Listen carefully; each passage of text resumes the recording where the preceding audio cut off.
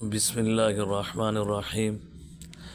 آج کا جو موضوع ہے وہ یہ ہے کہ کیا جنات انسان کے جسم کے اندر داخل ہو سکتی ہے۔ تو اس کا بارے میں جنات کا تذکرہ یوں تو سینکڑوں جگہ اور احادیث میں آتا ہے، یہاں ہم صرف چند واقعات درج کرتے ہیں جن میں خود نبی کریم صلی اللہ علیہ وسلم نے لوگوں میں سے جن نکالے۔ حضور صلی اللہ علیہ وسلم نے ایک بچے کا جن نکالا۔ حضرت عبداللہ بن عباس رضی اللہ تعالیٰ عنہ فرماتے ہیں کہ ایک عورت حضور اقدس صلی اللہ علیہ وسلم کی خدمت عالیہ میں اپنا بچہ لائی اور عرض کیا کہ یا رسول اللہ صلی اللہ علیہ وسلم، اس بچے پر صبح اور شام کھانے کے اوقات میں جنات کا دورہ پڑتا ہے، جس کی وجہ سے ہمارا کھانا خراب ہو جاتا ہے۔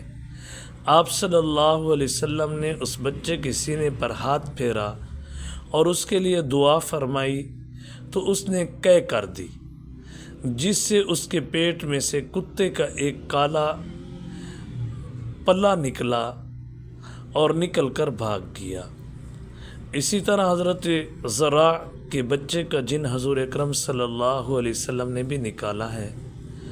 ام ابان بن واضح روایت کرتی ہے کہ ان کے دادا حضرت زرع رضی اللہ تعالی عنہ نبی کریم صلی اللہ علیہ وسلم کی خدمت اقدس میں حاضر ہوئے اور شکایت کی، یا رسول اللہ صلی اللہ علیہ وسلم، میرے بیٹے کو آسیب کا سایہ ہے، آپ صلی اللہ علیہ وسلم اس کے لیے دعا فرمائیں۔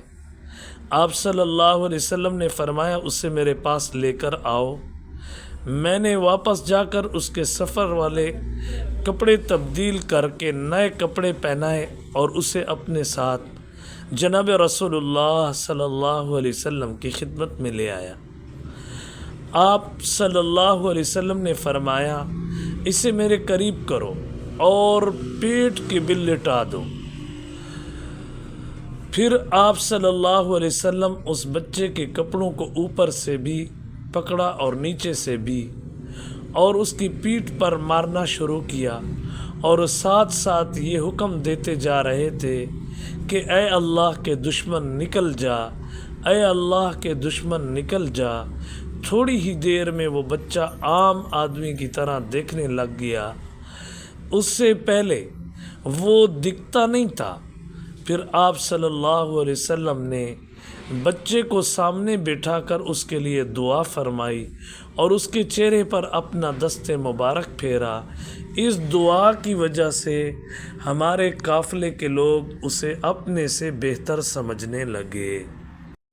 تو اس بات سے ثابت ہوتا ہے کہ جنات انسان کے جسم میں داخل ہو جاتے ہیں، بلکہ حدیث مبارکہ کے الفاظ تو یہ ہیں کہ وہ انسانی خون کے ساتھ گردش کرتے ہیں۔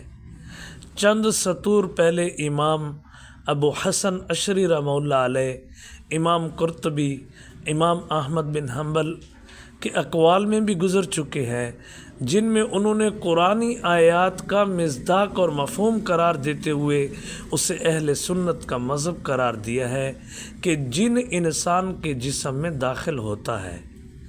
تو اسی طرح جناب رسول اللہ صلی اللہ علیہ وسلم کے ان افعال کو دیکھ کر پتہ چلتا ہے کہ انسان کے جسم کے اندر براہ راست جنات داخل ہو سکتی ہے، اور انسان کے جسم کے اندر داخل ہو کے انسان کے جسم کے خون کی رگوں کے اندر گھوم سکتے ہیں۔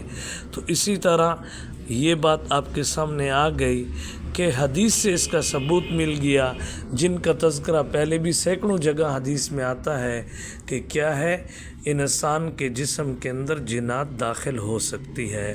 انشاءاللہ اس سے اگلی پھر دوسری ویڈیو کے اندر بات آئے گی کہ اس کو نکالنے کا کیا طریقہ ہے، کس طریقے سے انسان سے اس سے جان چھڑائی جاتی ہے۔